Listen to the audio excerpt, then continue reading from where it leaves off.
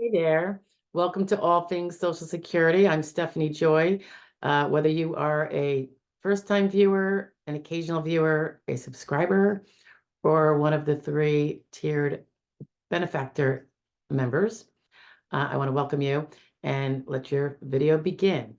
Remember, if you haven't checked out the memberships, it might be something up your alley because it gives you an opportunity for a little more Social Security disability attorney attention if you need it, but don't have representation and don't want to do a full-fledged consultation.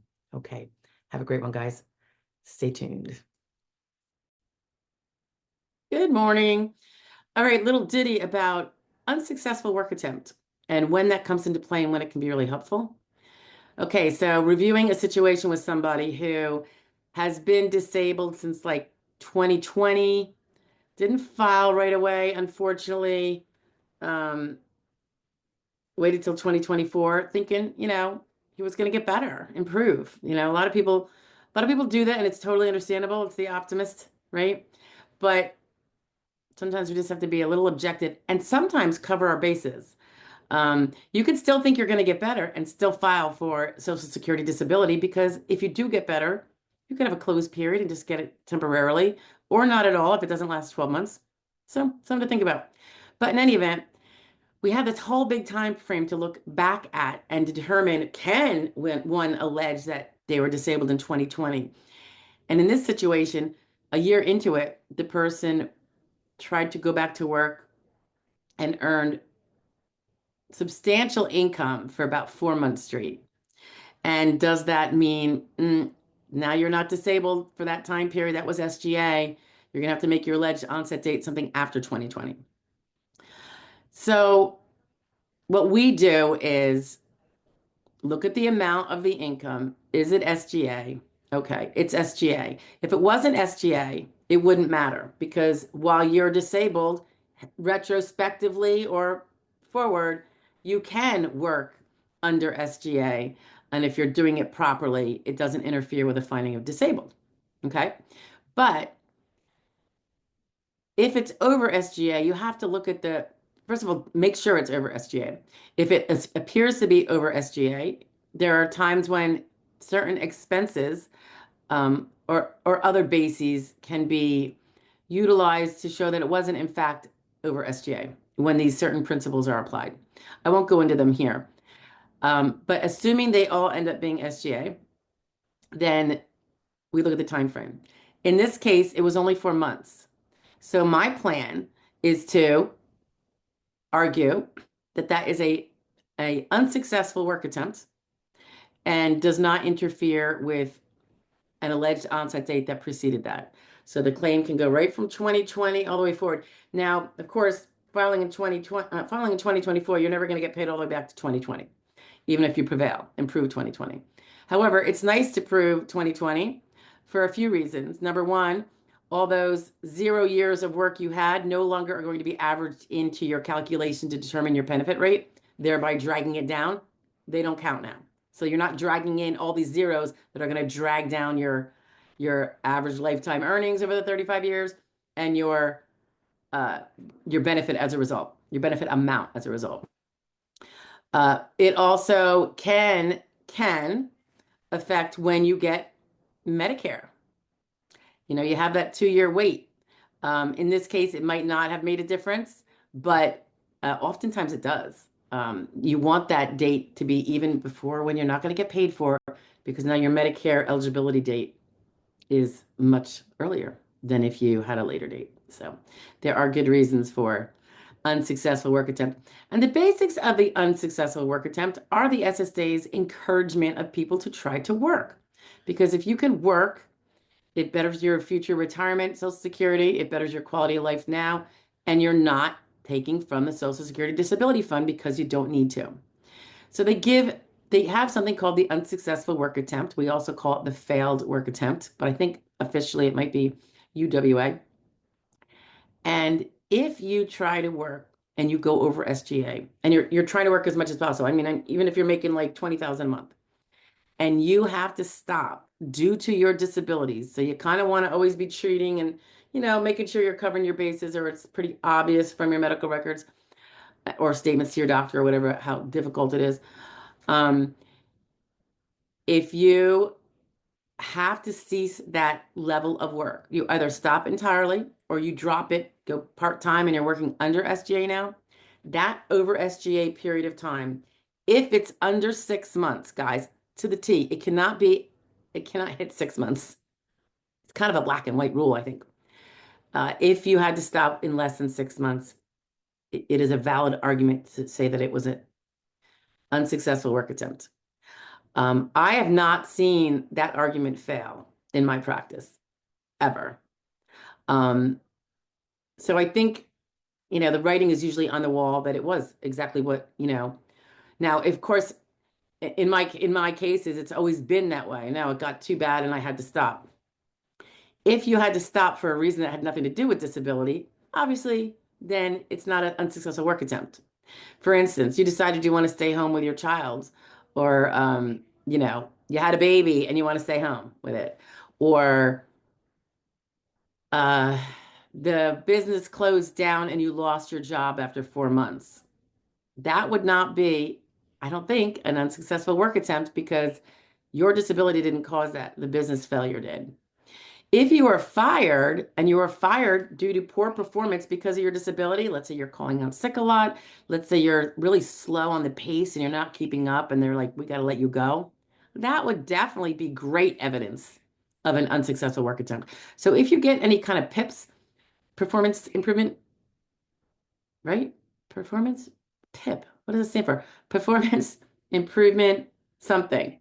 I know it hurts at the time, but try to get a copy of those. Hold on to that if that happens to you, because that is, assuming the evidence, it's not saying something completely bizarrely otherwise for like you're not stealing from the company or something. If it's talking about you're being a little slow on the job or, something that can be reflective of your impairments, it can be very useful evidence to help show a UWA.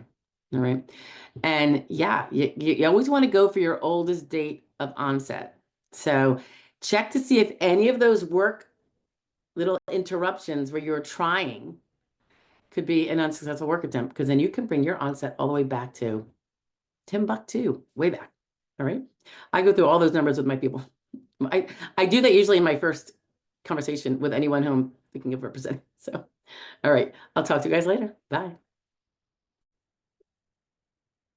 Hey, so if the subject matter of the video you just listened to is of interest and you want more on it, stay tuned. Here's another one about the same topic, but a little bit different. Bye now. Good afternoon. Okay, so a lot has come up about the unsuccessful work attempt with the Social Security disability cases and SSI. And I just wanted to throw out there the definition and where you can find it, because we do a lot of talking about it. We had a recent video concerning how you need to think about whether you have had an unsuccessful work attempt, also called a failed work attempt, that could help you have an earlier onset date for your disability claim, which would mean more back benefits in your pocket.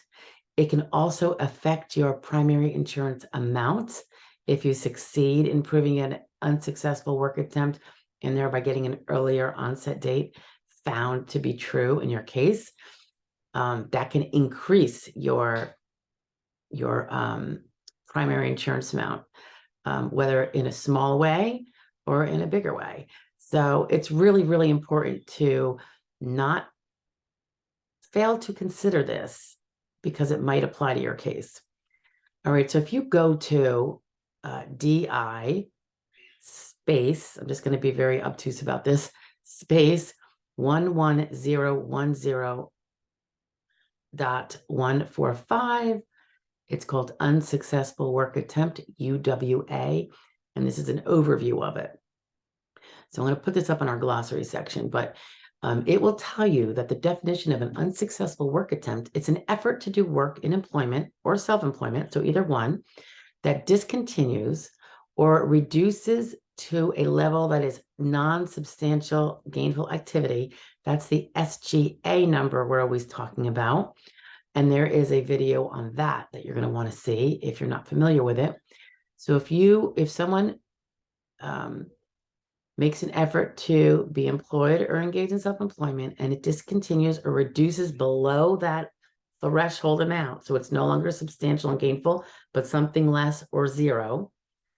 And that happens after a short period of time because of the impairments or the disabilities that you're complaining of.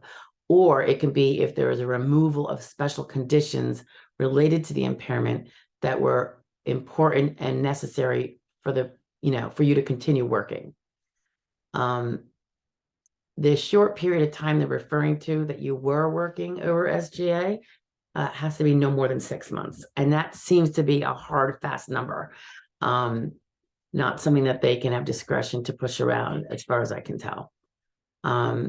So if you have that unsuccessful work attempt because it was SGA, but then it reduced below within less than 6 months, the work performed during that time period does not prevent a finding of disabled.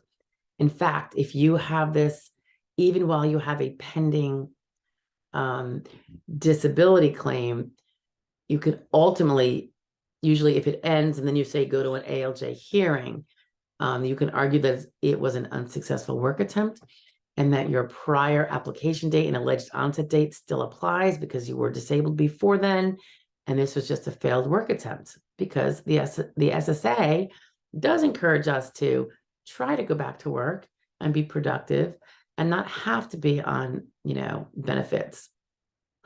So if that is the case, that entire work that you worked, and it could be where you're making huge monies, there's really no limit necessarily. It's more of the time frame, and that there will be definite strong medical proof that those impairments that pre-existed and post-existed, that period of failed work attempt, are the reasons why you couldn't continue any longer. The amount of money you earn during that period also is not something that's going to be offset from your eventual award of back benefits. So you get to keep the money you earned, and you also get to have the case continue and potentially and presumably prevail, and you get both the disability payment months for those months, and whatever you earned is still yours. Okay, so it's such an important concept. It applies when you're applying for, to win your benefits. And it also applies later, although there are some considerations to take into account that I won't go into here. But it can apply later when you're in your extended period of eligibility for certain reasons. Okay. All right. So UWA, unsuccessful work attempt, also known as the failed work attempt, super important. We use it so frequently. It's like a regular consideration. I almost want to say it's helpful in 50% of the cases, to get more back benefits, to get an earlier onset date, which can affect when your Medicare kicks in, it can affect your primary insurance amount. And of course, it's going to affect the back benefits amount you're going to get. Okay. So keep that in mind and check it out. Bye now.